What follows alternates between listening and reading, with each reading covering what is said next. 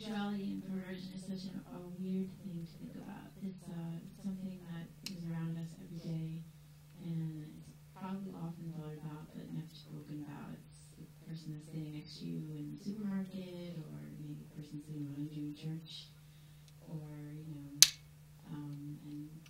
everybody thinks about it and looks around them, but you never know where it is.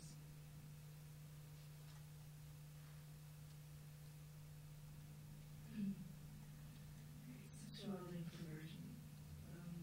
I guess that being so uncomfortable talking about my sexuality is something about how I feel about it.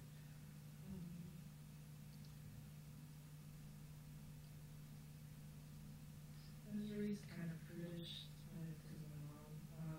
There's certain things that we just didn't talk about, or just assumed. Certain things that are supposed to be kept behind closed doors. I guess it meant something to be a good girl, and something that I've held on to in my life.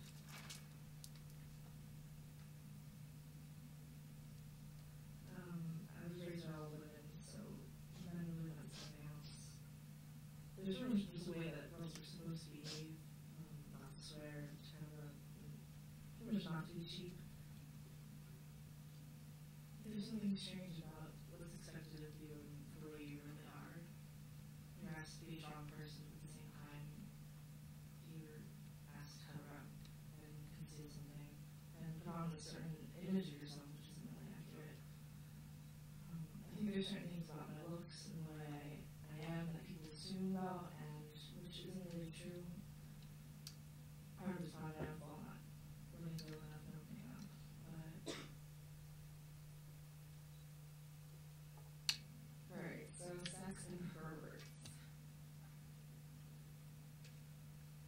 Well, I haven't had much experience with sex or perverts, but as far as socially, it's fucking hard with sex and shit like that.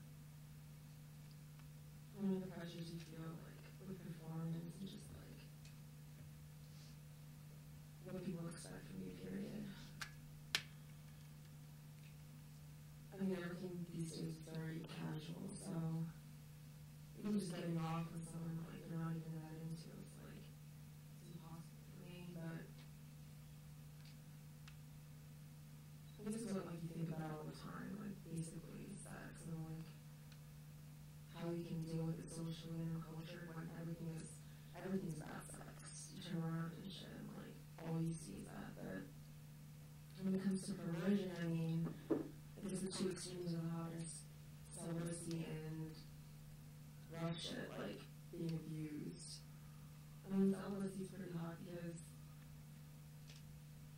you're really sacrificing that part of your instincts, that part of your natural human, instinct to go for it, for something that's really restraining yourself from that part of your natural instinct. And then abuse is pretty hot because, who doesn't like to be left around once in a while? When we're talking about this, it's pretty hard too, because when someone's not asking fucking questions, and like, what do you talk about? You want to talk, you want to be personal,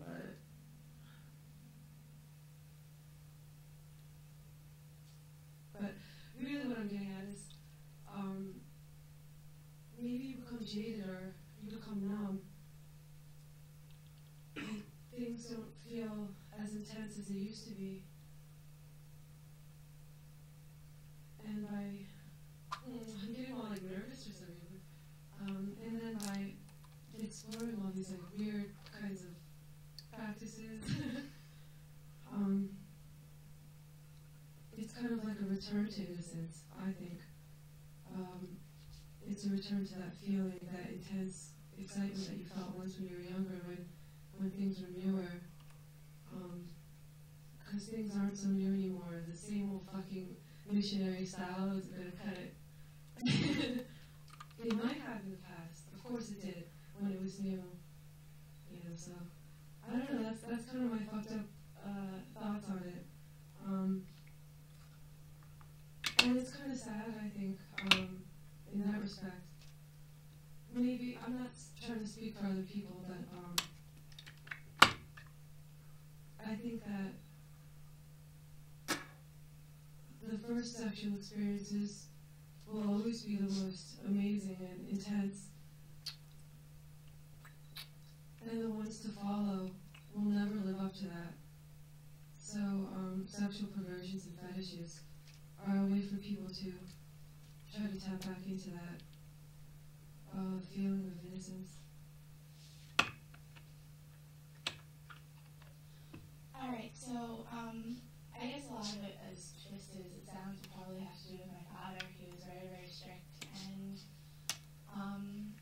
one of my first preteen memories, as far as me becoming a woman, would be when I scrubbed my cheeks really hard once because I wanted to have rosy cheeks like all the Irish girls in my class. And it looked ridiculous. I had a rash on my face, both cheeks, big rashes. And when I came into the kitchen, my father said, "What the fuck did you do to your face?" And I, had no explanation because when kids do shit like that, they're really embarrassed, and there really is no explanation. At least not one that will sound good to a parent. So I just shrugged my shoulders, and he said, "You look ridiculous, and you look like an ass, and you're going to school tomorrow." And so I guess maybe, I don't know if he knew, or maybe just father's intuition. He said, "You look beautiful. You're beautiful the way you are, and you should never try to change that because you're just going to end up looking ugly." Yeah, we were at a petting zoo, and there was the go down under the mountain and view what was going on in the courtyard entry point, and we were in there and got a good view of two tortoises fucking, and I'd never seen anything like it. Neither had she. She had an advantage over most of the other children trying to get a good view, and I dare say she held fast to her spot. She was not about to move out of the way for other interested children to see. Then again, their parents probably didn't want them to.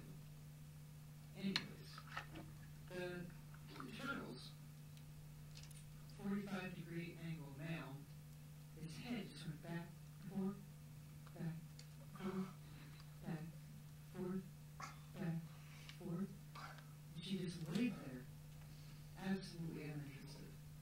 And they said, "Go back, forth, back, forth, back, forth, back, forth," a little quicker. This probably went on for about 20 minutes until he finally climaxed, which was ultimately just his head going back and forth a little faster.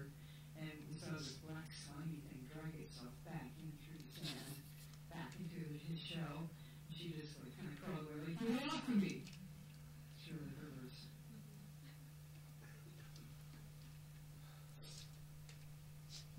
Wow, this is weird. I never really